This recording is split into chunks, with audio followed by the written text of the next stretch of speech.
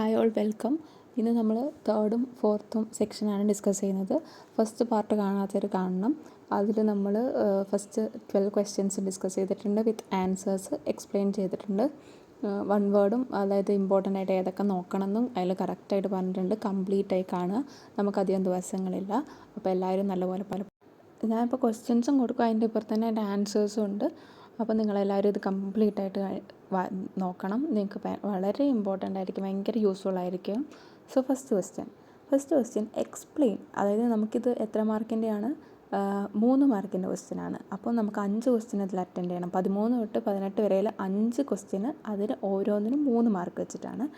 ആദ്യത്തെ ക്വസ്റ്റ്യനാണ് explain the function of any 3 major geological organisation of our country.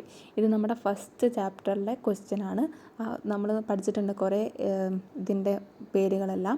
അതിൽ ഏതെങ്കിലും മൂന്നെണ്ണത്തിൻ്റെ ഫങ്ഷനാണ് എഴുതേണ്ടത്. അപ്പോൾ പഠിച്ചതൊക്കെ ഒന്ന് റിവൈൻഡ് ചെയ്ത് നോക്ക്. ടെക്സ്റ്റിൽ തന്നെയാണ് ഞാൻ ഇവിടെ പേസ്റ്റ് ചെയ്തേക്കുന്നത്. ഇതിൽ ടെക്സ്റ്റിൽ കറക്റ്റായിട്ട് നമുക്ക് കുറേ കൊടുത്തിട്ടുണ്ട്. ഇതിൽ 3 നമുക്ക് എഴുതേണ്ടതുള്ളൂ. അതിൽ GSI എഴുതാം, ONGC ആണെങ്കിൽ, അല്ലെങ്കിൽ സെൻട്രൽ, ഇതിലേതെങ്കിലും. അപ്പോൾ ഏതൊക്കെയാണ് നമുക്കറിയാമല്ലോ. GSI എന്ന് പറയുമ്പോൾ നമുക്ക് അതിൻ്റെ എസ്റ്റാബ്ലിഷ് ചെയ്തെന്ന് എഴുതണം. 1951 എഴുതണം. ഗവൺമെൻറ് ഓർഗനൈസേഷനാണ്. എന്തിനു വേണ്ടിയിട്ടുള്ളതാണ്? ജിയോളജിക്കൽ സർവേസും സ്റ്റഡീസും നടത്താൻ വേണ്ടിയിട്ടുള്ളതാണ് GSI എന്ന് പറഞ്ഞാൽ. It is the primer provider of basic earth science. അതിൻ്റെ ഹെഡ് ക്വാർട്ടേഴ്സ് എഴുതണം. എവിടെയാണ്? കൊൽക്കട്ട. അപ്പോൾ ഇമ്പോർട്ടൻ്റ് ആയിട്ട് ഏതൊക്കെ ഉൾപ്പെടണം? 1851 ഗവൺമെൻറ് ഓർഗനൈസേഷനാണ്. എന്താണ് അതിൻ്റെ യൂസ് എന്ന് ഹെഡ് ക്വാർട്ടർ എഴുതുകയാണ്. ഹെഡ് ക്വാർട്ടേഴ്സ് കൊൽക്കട്ടയാണെന്ന് എഴുതുക. ഇനി അടുത്ത ONGC എഴുതുകയാണെങ്കിൽ അതിൻ്റെ ONGCൻ്റെ ഫുൾ ഫോം എഴുതുക. എന്തിനു വേണ്ടിയിട്ടാണ്? ഓയിൽ, അല്ലേ? ON നാച്ചുറൽ ഗ്യാസ് ഉണ്ട്. അപ്പോൾ എക്സ്പ്ലോറേഷനാണ്. In activities for crude oil and natural ഗ്യാസിന് വേണ്ടിയാണ്. ഹെഡ് ക്വാർട്ടേഴ്സ് എവിടെയാണ്? ഡെറാഡൂൺ. അതും എഴുതണം. നെക്സ്റ്റ് സെൻട്രൽ വാട്ടർ ബോർഡ് ആണെങ്കിൽ എന്താണ്? Which is under the ministry of water resources ആണ്. ഗവൺമെൻറ് ഓഫ് കേരളേൻ്റെ അണ്ടറിൽ വരുന്നതാണ്. അതിൻ്റെ ഹെഡ് ക്വാർട്ടേഴ്സ് അതെവിടെയാണ്? ഹരിയാനയിലാണ്. അത് എഴുതണം. Next mineral exploration corporation limited ഉണ്ട്. ഇതിലേതിൽ 3 മതി കേട്ടോ. ഇതിൽ നിങ്ങൾക്ക് ഏതാണോ ഇമ്പോർട്ടൻ്റ് അല്ലെങ്കിൽ ഓർമ്മയിൽ വരുന്നത് അത് 3 എഴുതുക. ആൻഡ് ഇതിൻ്റെ ഫംഗ്ഷൻ ആണെങ്കിൽ മിനിസ്ട്രി ഓഫ് മൈൻസിൻ്റെ അണ്ടറിൽ തന്നെയാണ്. ഇത് നാഗ്പൂർ, മഹാരാഷ്ട്രയിലാണ്. ആൻഡ് ന്യൂ ഡിസ്കവറീസ് എഴുതുക. കോൾ, ലിഗ്നൈറ്റ്, അങ്ങനെ മെയിനായിട്ട് അതിൻ്റെ ഹെഡ് ക്വാർട്ടേഴ്സ് എഴുതുക. അതിൻ്റെ ഫുൾ ഫോം എഴുതുക. അതാണ് മെയിനായിട്ട് വേണ്ടത്.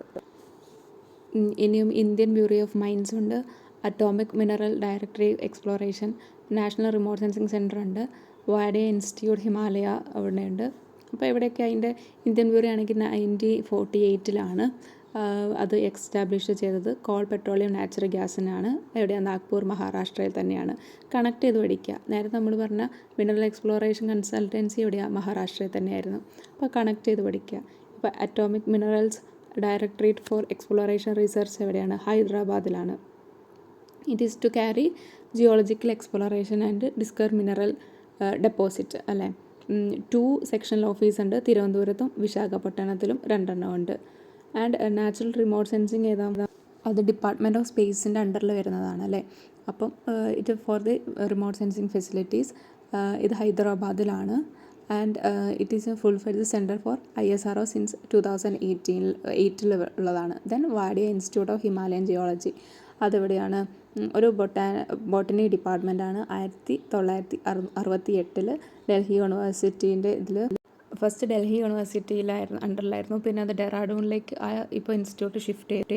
ഡൽഹി യൂണിവേഴ്സിറ്റിയിലായിരുന്നു, ഇപ്പോൾ അതിനെ ഡെറാഡൂണിലേക്ക് ഷിഫ്റ്റ് ചെയ്തു 1976. ഫസ്റ്റ് അതിൻ്റെ പേരെന്ന് പറയുന്നത് എന്തായിരുന്നു? ഇറ്റ് ഈസ് റൂണയുടെ Wadia institute of Himalayan geology എന്നായിരുന്നു. പിന്നെയാണ് അത് Wadia institute of Himalayan geology ആയത്. By the professor DN Wadia എന്നുള്ള പേരിലാണ് അറിയപ്പെടുന്നത്. Then coal India limited, it is public sector for coal mining ആണ്. എവിടെയാണ്? കൊൽക്കട്ടയിലാണ്. World largest coal mining undertake ചെയ്യുന്നത് കോൾ ഇന്ത്യയിലാണ്. പിന്നെ നമ്മുടെ തമിഴ്നാട്ടിലുള്ളതാണ് Neyveli lignite corporation limited, power generating company in India. It is the largest open pit lignite മൈനാണ്. Next ISRO ആണ്. അതിൻ്റെ primary space agency under government of ഇന്ത്യയിൽ വരുന്നതാണ്. ഒബ്ജക്റ്റീവ് എന്തിനാണ് സ്പേസ് ടെക്നോളജിക്ക്. 1969 ഹെഡ് ക്വാർട്ടർ എവിടെയാണ്? ബാംഗ്ലൂരാണ്. Bangalore. Vikram Sarabhai space centre is the centre of Indian space research organisation focusing on rocket and space vehicle. It is located in എവിടെയാണ്? തിരുവനന്തപുരത്ത്. Vikram Sarabhai space centre തിരുവനന്തപുരത്താണ്. ISROയുടെ head quarter എവിടെയാണ്? ബാംഗ്ലൂർ. പിന്നെ centre for earth science studies ആണ്. ഇപ്പോൾ അതിനെ NSS എന്നാണ് പറയുന്നത്. National institute centre for earth science studies എന്നാണ്. ഓക്കെ, അത് ആക്കുളം തിരുവനന്തപുരത്തുള്ളതാണ്. അതിൻ്റെ ഒബ്ജക്റ്റീവ് എന്താണ്? സയൻറ്റിഫിക് ആൻഡ് ടെക്നോളജിക്കൽ റിസർച്ച് ആണ്. ഫോക്കസ് ഓൺ ദി റിസർച്ചാണ് മെയിൻലി അവിടെ നടക്കുന്നത്. 2024 CESS taken over by the government of Kerala. And ഇപ്പോൾ അത് മിനിസ്ട്രി ഓഫ് എർത്ത് സയൻസ് ഉണ്ട്. Next one is the centre for water resource development and management CWRDM. അത് കോഴിക്കോടാണ് സ്ഥിതി ചെയ്യുന്നത്. അതൊരു ഓട്ടോണമസ് റിസർച്ച് ഇൻസ്റ്റിറ്റ്യൂഷനാണ് ബൈ ഗവൺമെൻറ് ഓഫ് കേരളേൻ്റെയാണ്. Then Kerala state mining and geology government of കേരളേൻ്റെ തന്നെയാണ്. ആൻഡ് ഹെഡ് ക്വാർട്ടേഴ്സ് എന്ന് പറയുന്നത് തിരുവനന്തപുരത്താണ്. ആൻഡ് റീജിയണൽ ഓഫീസ് പല ഡിസ്ട്രിക്റ്റിലായിട്ട് ഉണ്ട്. ഹെഡ് ക്വാർട്ടറാണ് തിരുവനന്തപുരത്തുള്ളത്. Then Kerala state ground water ഡിപ്പാർട്ട്മെൻറ്റാണ്. അതിൽ തന്നെയുണ്ട് ഇവിടെ ഗ്രൗണ്ട് വാട്ടറിന് വേണ്ടിയിട്ട് ഗവൺമെൻറ് ഓഫ് കേരളേൻ്റെയാണ്. ഇതിൻ്റെ ഹെഡ് ക്വാർട്ടർ എവിടെയാണ്? ഹെഡ് ക്വാർട്ടേഴ്സ് വരുന്നത് തിരുവനന്തപുരത്താണ്. ആൻഡ് റീജിയണൽ ഓഫീസും എല്ലാ ഡിസ്ട്രിക്റ്റിലും ഉണ്ട്. കേരള സ്റ്റേറ്റ് ലാൻഡ് യൂസ് ബോർഡാണ്. It is 1975 under department of planning and economic affairs of government of കേരളേൻ്റെ അണ്ടറില. And it is the basic objective of providing necessary support related optimal use of land and land റിസോഴ്സിന് വേണ്ടിയിട്ടാണ്. അതിൻ്റെ head quarters എവിടെയാണ്? Thiruvananthapuram. And regional office തൃശ്ശൂരാണ്. അപ്പോൾ മെയിനായിട്ട് ഇതിലെല്ലാം ഹെഡ് ക്വാർട്ടർ എവിടെ? കേരളത്തിലെല്ലാം തന്നെ എവിടെയായിരിക്കും ഹെഡ് ക്വാർട്ടർ വരുന്നത്? തിരുവനന്തപുരത്താണ് വരുന്നത്. ബാക്കി എല്ലാത്തിൻ്റെയും പഠിച്ചു വെക്കുക. ഇതിൽ 3 എഴുതിയാൽ മതി. ഞാൻ എക്സ്പ്ലെയിൻ ചെയ്തു എന്നേ ഉള്ളൂ. Next 14th question.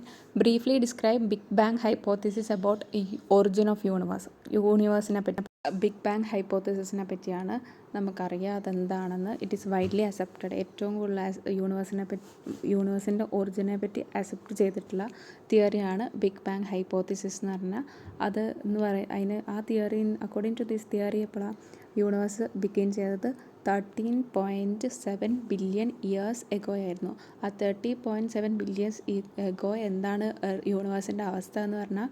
It was extremely hot dense compressed സ്റ്റേറ്റിലാണ്. അതായത് വേറെ ഒന്നുമില്ല യൂണിവേഴ്സിൽ. ഒരു കംപ്രസ്ഡ് സ്റ്റേറ്റിലായിരുന്നു അത്. ഒരു ഹോട്ട് ഡെൻസ് ആയിട്ടുള്ള ഒരു സ്റ്റേറ്റ്. ആ ഒരു സ്റ്റേറ്റിനെയാണ് നമ്മൾ സിംഗുലാരിറ്റി എന്ന് പറയുന്നത്. ആ ടൈമിൽ അവിടെ സ്റ്റാറില്ല, ആറ്റമില്ല, സ്ട്രക്ചറില്ല, ഒന്നുമില്ല. ആൻഡ് ഇതെല്ലാം കൂടെ ഒരു സിംഗിൾ പോയിന്റിലായിരുന്നു കോൺസെൻട്രേറ്റ് ചെയ്യുന്നത്. പെട്ടെന്നാണ് ഒരു ട്രെമനൻസ് എക്സ്പാൻഷനാണ് അവിടെ ഒക്കർ ചെയ്തിരുന്നത്. അതിനെയാണ് നമ്മൾ ബിഗ് ബാങ് എന്ന് പറയുന്നത്. പെട്ടെന്നുള്ളൊരു പൊട്ടിത്തെറിക്കലായിരുന്നു. ഒരു പെട്ടെന്നുള്ള എക്സ്പാൻഷനായിരുന്നു അവിടെ നടന്നത്. ആൻഡ് ഇതിനുള്ള എവിഡൻസ് പറഞ്ഞതാരാ? എഡ്വിൻ ഹബിളാണ് by his red shift movement. അല്ലെങ്കിൽ റെഡ് ഷിഫ്റ്റ് എന്താണ്? റെഡ് ഷിഫ്റ്റ് എന്ന് പറഞ്ഞാൽ based on the observations state that further a galaxy is from us, faster it is move. നമ്മുടെ അടുത്ത് നിന്ന് ഗാലക്സി എത്ര ദൂരെയാണോ അത്രയും ഫാസ്റ്ററായിട്ടാണ് അത് മൂവ് എവേ ചെയ്യുന്നത്, അത് നമ്മളിൽ നിന്ന് പോകുന്നത് എന്നാണ് ഇത് റെഡ് ഷിഫ്റ്റ് പറയുന്നത്. എഡ്വിൻ ഹബിളിൻ്റെ റെഡ് ഷിഫ്റ്റ് എന്നുള്ള തിയറി പറയുന്നത് അതാണ്. Okay, faster it moves away from, farther the galaxy away from us, faster it is moving. അതായത് അതിൻ്റെ ഇതെന്താണ് മെയിനായിട്ട് അതിൻ്റെ ബാക്കിലെ ഇതെന്താ? യൂണിവേഴ്സ് എക്സ്പാൻഡ് ചെയ്യുകയാണ്. അതുകൊണ്ടാണ് നമുക്ക് അങ്ങനെ കാണുന്നത്. ഇനി ബിഗ് ബാങ്ങിൻ്റെ ഫസ്റ്റ് ഫ്യൂ മൊമെൻറ്റ്സിൽ എന്താണ്? യൂണിവേഴ്സ് ഹോട്ട് ആൻഡ് ഡെൻസ് ആയിരുന്നു എന്ന് ഓർത്തിരിക്കുക. ഇറ്റ് എക്സ്പാൻഡഡ് ആൻഡ് ടെമ്പറേച്ചറും ഡെൻസിറ്റിയും അപ്പോൾ എന്ത് ചെയ്തു? കുറയുകയാണ് ചെയ്തത്. ആൻഡ് ഫ്യൂ സെക്കൻഡ്സ് കഴിഞ്ഞപ്പോൾ പ്രോട്ടോണും ന്യൂട്രോണും ഇലക്ട്രോണും ഒക്കെ ഫോം ചെയ്തു. And about Big Bang, first neutral atom were formed. Then due to gravitational attraction, matter gathered into dense region. എല്ലാം കൂടെ ഇതാക്കിയിട്ട് നമുക്കൊന്ന് പ്രോട്ടോ ഗാലക്സീസ് ഇതാക്കി. അത് കഴിഞ്ഞിട്ട് അതാണ് പിന്നെ ഗാലക്സീസും സ്റ്റാറായിട്ട് മാറിയത്. And inside star heavier elements were produced, supernova explosions and all. And a Big Bang also marked the beginning of space and time. Some scientists believe universe may eventually stop and collapse.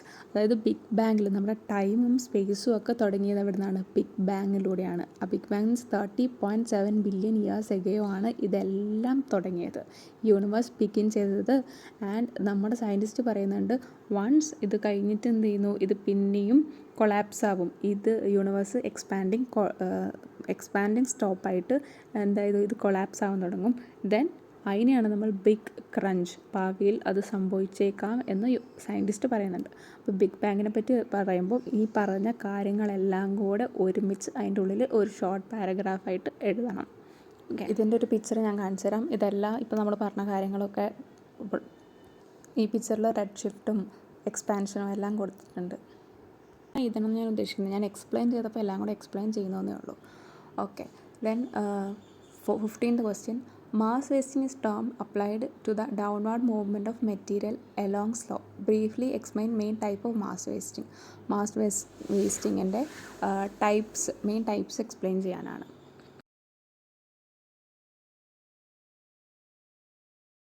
നിങ്ങൾ important ആയിട്ട് അവിടെ പോയി വായിച്ച് നോക്കണം. ഞാനിപ്പോൾ എല്ലാം കൂടെ നമുക്ക് എക്സ്പ്ലെയിൻ ചെയ്യാൻ പറ്റില്ല. അപ്പോൾ ഇത് മാസ് വേസ്റ്റിംഗ് എന്താണ് അതിൻ്റെ ഷോർട്ടായിട്ട് പറയാം. മാസ് വേസ്റ്റിംഗ് എന്ന് പറഞ്ഞാൽ downward movement of weathered material under ഗ്രാവിറ്റിയുടെ ഒരു ഇൻഫ്ലുവൻസിൽ എന്താണ് വെതേർഡ് മെറ്റീരിയൽസ് താഴേക്ക് പോകുന്നതിനെയാണ് നമ്മൾ മാസ് വേസ്റ്റിംഗ് എന്ന് പറയുന്നത്, അല്ലേ?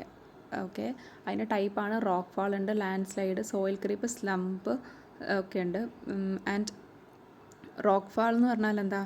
It is a sudden falling of rock from steep ക്ലിഫിൽ നിന്ന് റോക്ക് ഫാൾ ചെയ്യുന്നതിനെയാണ് നമ്മൾ റോക്ക് ഫാൾ എന്ന് പറയുന്നത്. ലാൻഡ് സ്ലൈഡ് എന്ന് പറഞ്ഞാൽ നമുക്കറിയാമല്ലേ, നമുക്ക് അറിയാവുന്ന കാര്യമല്ലേ, നമ്മുടെ കേരളത്തിലൊക്കെ മെയിനായിട്ട് നടക്കുന്നതാണ്, അല്ലേ? And it is the large mass of rock and soil. റോക്കും സോയിലും ഒക്കെ ഒറ്റയടിക്ക് ഇതിൽ ഡൗൺ സ്ലോപ്പിലേക്ക് ക്വിക്ക്ലി വരുന്നതാണ് ലാൻഡ് സ്ലൈഡ് എന്ന് പറയുന്നത്. ആൻഡ് ഉരുൾപൊട്ടൽ, അല്ലേ, അതാണ് landslide. Then soil creep എന്ന് പറഞ്ഞാൽ സ്ലോ മൂവ്മെൻറ്റ് ഓഫ് ഡൗൺ ഹില്ലാണ്. സ്ലോ മൂവ്മെൻ്റ് ആണെങ്കിൽ അത് ക്രീപ്പ്, സ്ലംപ് ആണെങ്കിൽ movement of material along a curved surface. അപ്പോൾ ടെക്സ്റ്റിൽ കൊടുത്തിട്ടുണ്ട്, ഇമ്പോർട്ടൻ്റ്, അത് വായിക്കണം. ഓക്കെ, അടുത്ത ക്വസ്റ്റ്യൻ ആണ് 16ാമത്തേത്. Explain the formation of the following type of aeolian landform. Aeolian land ഫോംസിൻ്റെ പറ്റി നമ്മൾ എക്സ്പ്ലെയിൻ ചെയ്യാനാണ്. ഡിഫ്ലേഷൻ, ഹോളോ ഉണ്ട്, ലോസസ് ഉണ്ട്, ബർഷൻസ് ഉണ്ട്. ഇത് മൂന്നും എക്സ്പ്ലെയിൻ ചെയ്യാനാണ്. ഫസ്റ്റത്തെ ഏതാ? ഡിഫ്ലേഷൻ ഹോളോസ് ആണ്, അല്ലേ? It is formed by the removal of loose sand by വിൻഡിൻ്റെ ആക്ഷൻ കാരണം സാൻഡ് ലൂസ് ചെയ്ത ഒരു ഡിപ്രഷൻ പോലെ ഉണ്ടാകുന്ന, അല്ലെങ്കിൽ ഹോളോ പോലെ ഉണ്ടാകുന്നതിനെയാണ് ഡിഫ്ലേഷൻ ഹോളോസ് എന്ന് പറയുന്നത്. Wind blown away fine particles create shallow depressions, അല്ലേ? അതാണ് ഡിഫ്ലേഷൻ ഹോളോസ്. ദെൻ ലോസസ് എന്ന് പറഞ്ഞാൽ formed by deposition of fine dust particle carried by. അപ്പോൾ മറ്റേതെന്ന് പറഞ്ഞാൽ വിൻഡ് ട്രാൻസ്പോർട്ട് ചെയ്ത് അവിടെ ഒരു ഡിപ്രഷൻ, അതൊരു ഇറോഷണലാണ്. പക്ഷേ ലോസസ് എന്ന് പറഞ്ഞാൽ എന്താണ്? ഡെപ്പോസിഷണലാണ്. വെലോസിറ്റി കുറഞ്ഞ ശേഷം വിൻഡിൻ്റെ ഈ സാൻഡൊക്കെ വന്ന് ഡെപ്പോസിറ്റ് ചെയ്തുണ്ടാകുന്നതാണ് ലോസസ് എന്ന് പറയുന്നത്. It produces fertile yellow coloured soil deposit ആയിരിക്കും. And found in China, Europe. And want to read text. Okay, then barchans എന്ന് പറഞ്ഞാൽ എന്താ? ക്രസൻറ്റ് ഷേപ്ഡ് ആയിട്ടുള്ള ഡ്യൂൺസിനെയാണ് നമ്മൾ ക്രസൻറ്റ് എന്ന് പറയുന്നത്. Formed where wind blow in one direction. Wind one ഡയറക്ഷനിൽ form ചെയ്യുന്ന ഇതിനായിരിക്കും നമ്മൾ ബർച്ചൻസ് എന്ന് പറയുന്നത്. അതിൻ്റെ പിക്ചേഴ്സൊക്കെ വരച്ച് വെക്കണം, ക്രസൻറ്റ് ഷേപ്പിലുള്ള ബർച്ചൻറ്റിനെയൊക്കെ. ഓക്കെ, ഇങ്ങനെ ബർച്ചൻസ് ഇരിക്കുന്നത് ഇങ്ങനെയായിരിക്കും, അല്ലേ? മീൻസ് ഇങ്ങനെയല്ല, കുറച്ച് ഞാൻ വരച്ചപ്പോൾ ഒന്ന് മാറിപ്പോയതാ. അതായത് ക്രസൻറ്റ് ഷേപ്പായിരിക്കും ഓക്കെ, ഇങ്ങനെ ആയിരിക്കും. അതായത് ഇവിടെ നിന്നാണ് വിൻഡ് വരുന്നതെങ്കിൽ എന്താണ് ഇതിൻ്റെ പോയിൻറ്റിങ് പോർഷൻസ് എവിടെയാണ്? ഡൗൺ ഹിഡാണ്, വിൻഡിൽ നിന്ന് ഓപ്പോസിറ്റ് ആയിട്ടുള്ളതായിരിക്കും. ബർച്ചൻ ഷേപ്പായിരിക്കും വിൻഡിനോടുള്ളത്. ഇനി തിരിച്ചുള്ളതാണല്ലേ പാരാബോളിക്, വിൻഡിനോട് ഇങ്ങനെ പോയിൻ്റ് ചെയ്തതായിരിക്കും പാരാബോളിക്. ബർച്ചൻസ് എന്ന് പറഞ്ഞാൽ വിൻഡ് ഇങ്ങനെ ആയിരിക്കുമെങ്കിൽ അതിൻ്റെ ഡൗൺവാർഡ് പൊസിഷൻ എന്ന് പറയുന്നതായിരിക്കും ഇവിടെയായിരിക്കും. അടുത്ത ക്വസ്റ്റ്യൻ ഏതാണ്? 17ാമത്തെ. Describe any features produced by erosion of glaciers. ഗ്ലേഷ്യറിന് ഇറോഷൻ വഴി ഉണ്ടാവുന്ന ഫീച്ചേഴ്സ് ഏതൊക്കെയാണെന്ന്. ഏതെങ്കിലും മൂന്നെണ്ണം മതി. ഓക്കെ, ഫീച്ചേഴ്സ് ഓഫ് ഗ്ലേഷ്യേഴ്സ് ആണല്ലേ പറഞ്ഞേക്കുന്നത്. ഏതെങ്കിലും മൂന്നെണ്ണം നമുക്ക് എഴുതാം നമ്മൾ പഠിച്ചേക്കുന്നതിൽ. ഫസ്റ്റ് സെർക്യൂ എഴുതാം. സെർക്യൂ ബൗൾ ഷേപ്ഡ് ഡിപ്രഷൻ ആയിരിക്കും at the head of glacier. ഗ്ലേഷ്യറിൻ്റെ ഹെഡിൽ കാണപ്പെടുന്നതാണ് cirque. Then U shaped valley ഉണ്ട്. വി ഷേപ്ഡ് വാലി ഏതാ? സ്ട്രീമിൻ്റെ ആണ്. യു ഷേപ്ഡ് വാലി ഗ്ലേഷ്യറിൻ്റെ ഒരു ഇതാണെന്ന് ഓർക്കുക. And glacier erosion changes V shaped river valley into U shape. Then arete that is sharp ridge between രണ്ട് സർക്യൂസിൻ്റെ ഇടയിൽ വരുന്നതാണ് ആർട്ടേസ് എന്ന് പറയുന്നത്. ഹോൺ ഉണ്ട്. The pyramid shaped peak formed by erosion from several sides. അപ്പം ഏതെങ്കിലും 3 erosional features ചെയ്ത ഗ്ലേഷ്യേഴ്സിൻ്റെ. 18ാമത്തെ ക്വസ്റ്റ്യൻ ഏതാ? ലാസ്റ്റ് ഈ സെക്ഷനിലാണ്. Describe the formation of residual mountain, fold mountain, volcanic mountain. Give example. എല്ലാത്തിനും എക്സാമ്പിളും. നെക്സ്റ്റ് 18ാമത്തെ ചോദ്യം എൻ്റെ ആൻസർ ഏതാ? ടൈപ്പ് ഓഫ് മൗണ്ടൻസാണ് ചോദിച്ചത്. നമുക്ക് റെസിഡ്യുവൽ മൗണ്ടൻസ് ഉണ്ട്. It is by the formed by erosion of existing mountains. പണ്ടുണ്ടായിരുന്ന മൗണ്ടനിൽ ഇറോഷൻ സംഭവിച്ചിട്ടുണ്ടാകുന്നതാണ്. It hard rock remain after weathering കഴിഞ്ഞതിന് ശേഷം അവിടെ ബാലൻസ് ഉണ്ടാകുന്നതിനെയാണ് നമ്മൾ റെസിഡ്യുവൽ മൗണ്ടൻ എന്ന് പറയുന്നത്. അതിൻ്റെ എക്സാമ്പിളാണ് നീലഗിരി ഹിൽസ്. ഫോൾഡ് മൗണ്ടൻസ് ഉണ്ട്. It is formed by the compression. Fold ഉണ്ടാകുന്നതിനെ കംപ്രഷൻ അല്ലേ. അപ്പം കംപ്രഷൻ വഴി ഉണ്ടാകുന്നതാണ്. അതായത് 2 സൈഡിൽ നിന്നുള്ള ഒരു കംപ്രഷൻ വഴി, അതായത്